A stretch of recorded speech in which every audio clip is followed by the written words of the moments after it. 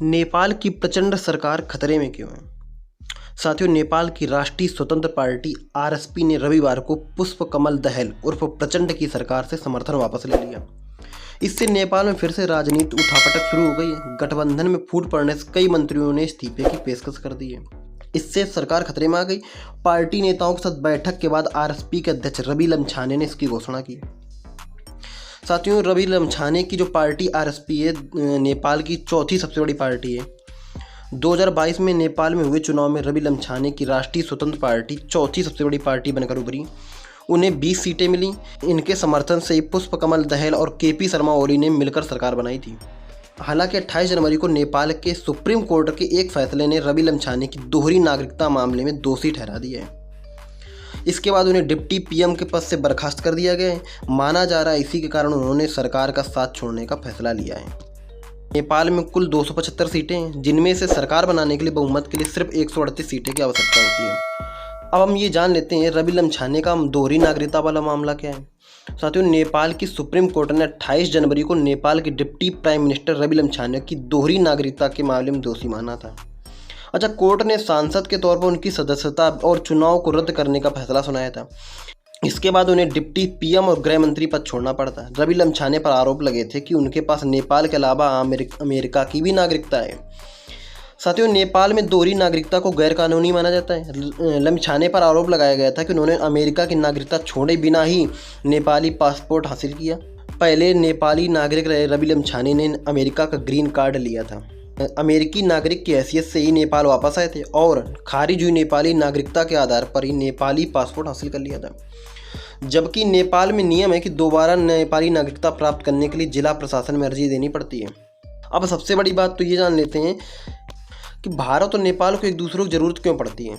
नेपाल में उठापटक चल रही है तो इससे भारत पर क्या प्रभाव पड़ेगा। साथियों, नेपाल से भारत का रोटी बेटी का संबंध है। सदियों से नेपाल के साथ भारत का भौगोलिक, ऐतिहासिक, सांस्कृतिक व आर्थिक संबंध रहा है। ऐसे में भारत और नेपाल को एक दूसरे की ज़रूरत की कई वजह हैं। सबसे बड़ी बात तो यही है कि भारत के पास नेपाल के 1751 किलोमीटर बॉर्डर शेयर करता है। भारत के कुल 5 राज्य उत्तराखंड, उत्तर प्रदेश, बिहार, पश्चिम बंगाल, सिक्किम नेपाल की सीमा से लगे हुए हैं। नेपाल के कुल 75 जिलों में से 23 जिले भारत की सीमा से लगते हैं। बिहार के साथ नेपाल के 12 जिले, उत्तर प्रदेश के साथ 8 जिले शामिल, पश्चिम बंगाल के 2 जिले जिनमें एक बिहार के साथ भी शामिल है, उत्तराखंड के 4 जिले, 2 पश्चिम बंगाल, 1 सिक्किम व 1 यूपी के साथ भी लगते हैं। जरूर ऐसे में सीमा सुरक्षा के ख्याल से नेपाल से भारत की दोस्ती जरूरी है।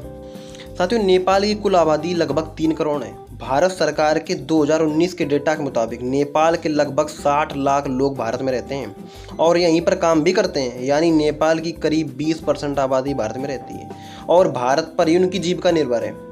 इसके साथ ही भारतीय सेना में भी नेपाल के लोगों की भर्ती होती है। वर्तमान में 32,000 गोरखा सैनिक भारतीय सेना में तैनात हैं। करीब 3,000 करोड़ रुपए पेंशन के तौर पर हर साल करीब 1.25 लाख पूर्व गोरखा सैनिक को दी जाती है। विदेशों में काम कर रहे नागरिकों में सबसे ज़्यादा लोग भारत में ही हैं, क्योंकि दोनों देशों की सीमाएं एक दूसरों के लिए खुली हुई हैं। जहां किसी तीसरे देश में काम करने के लिए नेपालियों को लेबर परमिट के लिए आवेदन करना पड़ता है, वहीं भारत में काम करने के लिए किसी परमिट की आवश्यकता नहीं होती इन्हें। भारत सरकार की 2019 की रिपोर्ट के मुताबिक नेपाल में भारत के करीब 6 लाख लोग रहते हैं। इनमें से ज़्यादातर लोग बिजनेस के लिए नेपाल जाते हैं। सीमा से सटे इलाकों में कई ऐसे लोग भी हैं जो रहते तो भारत में, लेकिन उनकी जीविका नेपाल से चलती है। साथियों, भारत की कई प्राइवेट और सरकारी कंपनियां भी नेपाल में काम करती हैं। एक रिपोर्ट के मुताबिक नेपाल के एफडीआई में 30% हिस्सा भारत से आता है।